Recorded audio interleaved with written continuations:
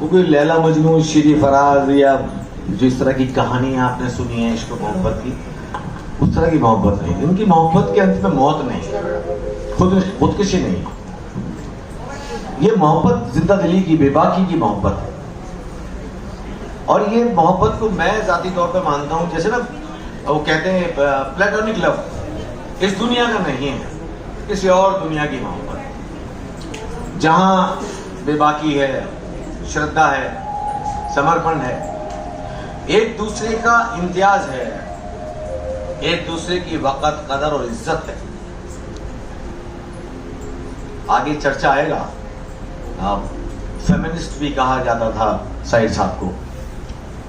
इस मोहब्बत में वो सारी जाज़ियत जो आम मोहब्बतों में नहीं मिलती।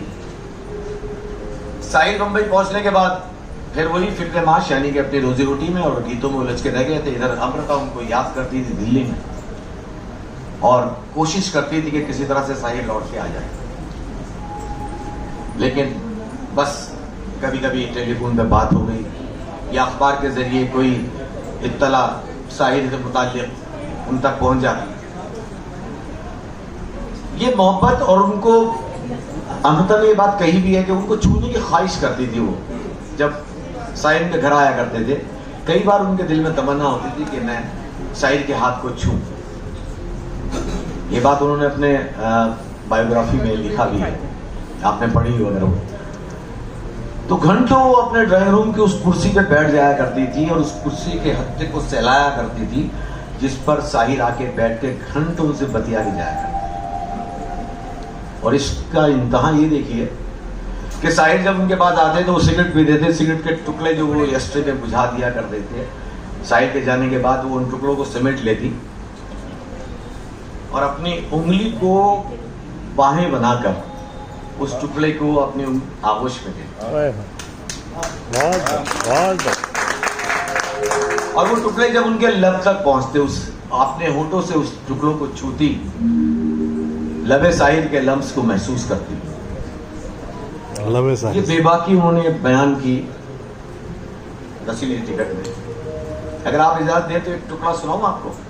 जरूर जरूर, अगर आप इजाजत दें। अमृता कहती हैं, ये माहौल देना पड़ेगा। और जिंदगी में पहली बार रिश्ता टूटने के बाद ये एहसास हुआ कि मैं जिंदगी में उसके साए में चलती रही हूं, शायद पिछले जन्म से। रास्ते अलग होने थे जो लाहौर जाके अलग हो गए थे, लाहौर पहुंचने से वो रास्ते अलग हुए। उन उदास दिनों में मैंने किसी से कहा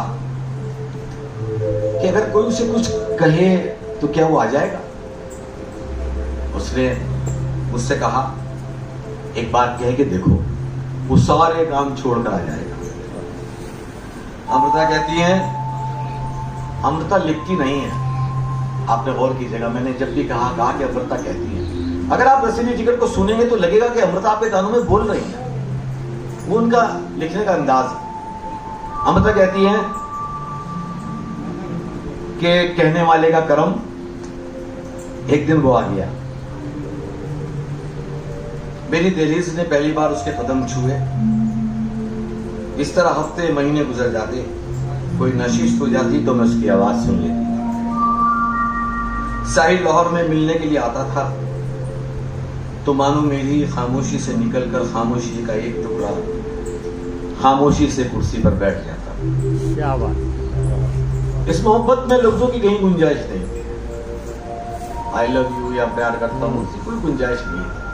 मैं लाइन दोहराता हूँ, बहुत पसंद है मुझे ये लाइन की। उसे मेरी दहलीज ने पहली बार उसके कदम छुए। इस तरह हफ्ते महीने गुजर जाते, कोई नशीश हो जाती तो मैं उसकी आवाज़ सुन सकती थी। जब वो आ जाता तो मेरी काली रातें भी सपनों की राहों में चांदने बिछा देती। साहिर लाहौर में मिलने आता तो मानो मेरी ही खामोशी से निकला एक टुकड़ा खामोशी से टुकड़ी कुर्सी पर बैठता था। कभी एक बार उसके हाथ को छूना चाहती, मगर मेरी तहजीब ने इसकी इजाजत नहीं दी। कभी एक बार उसके हाथ को छूना चाहती थी लेकिन मेरी तहजीब ने मुझे इसकी इजाज़त नहीं दी, और ये मेरा 2 कदम का तवील, इतना तवील होता हुआ रास्ता वो कभी पूरा ही नहीं हो सका। बहुत साहिर बम्बई, साहिर की याद में परेशान होकर साहिर को बम्बई कॉल करने के लिए मैं इसके करीब पहुंची। टेलीफोन उठाने ही वाली थी कि मेज पर रखे हुए ब्रिट्स अखबार पर मेरी नजर पड़ी। उसमें साहिर की तस्वीर छपी थी और साथ में एक खबर कि साहिर को उसकी जिंदगी की नई मोहब्बत मिल गई।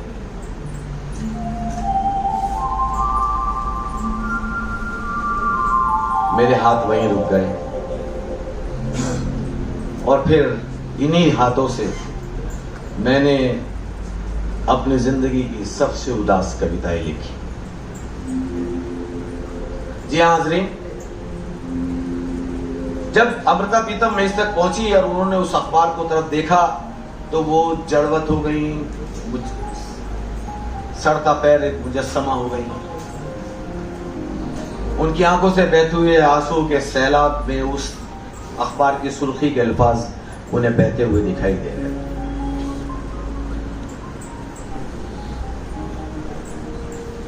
उधर बंबई में साहिर की जिंदगी में नई मोहब्बत की शक्ल में सुधा मल्होत्रा दाखिल हुई, और इधर अमृता की दहलीज पर खड़े इमरोज की दस्तक की आवाज अमृता के कानों तक पहुंचने लगी।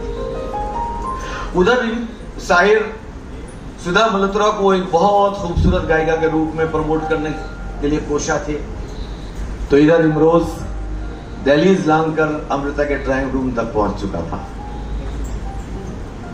इमरोज पेंटर थे, वो लातादाद मुतादिद तस्वीरें अमृता की बना रहे थे। दरअसल इमरोज चाहते थे कि अमृता के टूटे हुए दिल पर वो एक तस्वीर किसी और की नहीं बल्कि अपनी तस्वीर अमृता के दिल पे बनाए। हाज़रीन, मैंने सुना है बुजुर्गों की सोहबत में, खासकर डॉक्टर साहब के, कि दिल का टूटना किसी आबगीने के टूटने से कहीं ज्यादा मौलिक होता है। आबगीना मतलब कांच का कोई, वो टूट जाए तो शायद, लेकिन दिल को जोड़ना, और वहां इमरोज कोशिश कर रहे थे कि इस टूटे हुए दिल पर मेरा अक्स आ जाए। तो उधर दूसरी तरफ साहिर के दिल में जो सुधा मल्होत्रा पहुंची थी, अब उनके घर भी पहुंच गई। दिल से घर तक का रास्ता उनका पार किया और वो साहिर के साथ रहने लगे। इधर भी कुछ ऐसा ही हुआ दिल्ली में कि साहिर दहलीज से उनके ड्राइंग रूम तक और फिर उसके बाद उनके ख्वाबगाह तक इमरोज के कदम बढ़ने लगे। और फिर एक खबर आई कि अमृता ने इमरोज से शादी कर ली। हाजिर आ जाइए, रास्ते अलग हो चुके थे। शादी किसी भी रिश्ते के अलग होने की मोहर थी।